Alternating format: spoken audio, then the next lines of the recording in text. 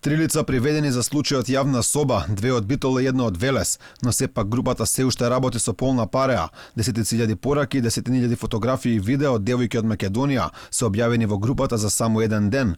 Групата во моментов брои над 8.000 членови, а во еден момент го мине и бројот од 10.000. Се поставува прашањето дали приведувањето на само три лица, барем за сега, може да го реши овој повеќе од голем проблем. Јавна соба предизвика и бура реакција на социјалните мрежи, се бара одговорно за членовите, но и од државните институции. Гнасните предатори пак исплива. Јавна соба е реактивирана. Од МВР што направија за да спречат? Државата е најкрива за јавна соба. Никаква одговорност немаат тие од првата јавна соба. Се споделуваат фотографии од 14-15 годишни девојчиња кои им оставаат трајни последици, а државата со врзани раце никаде го нема ова. Се што треба да знаете за Македонија е дека јавна соба издржа повеќе од онлайн платформата. Во групата се објавуваат и голем број други фотографии од луѓе кои имаат цел да ги потиснат експлицитните фотографии од македонските девојки. Не се објавуваат фотографии за резервна група која би требало да ја замени првата јавна соба, доколку истата биде затворена. Не се нудат линкови од српски групи со иста содржина.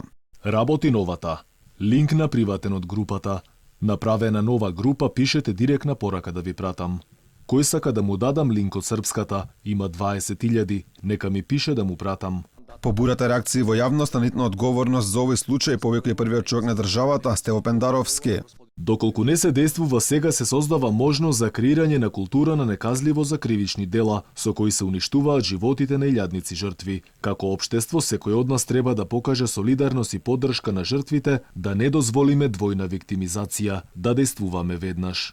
По жестоките реакции за јавна соба се огласи и премиерот Заев, вели испратиле категорични барања до Телеграм да се избрише групата, а доколку тоа не се случило, се размислувало и за забрана за користење на оваа социјална мрежа во Македонија.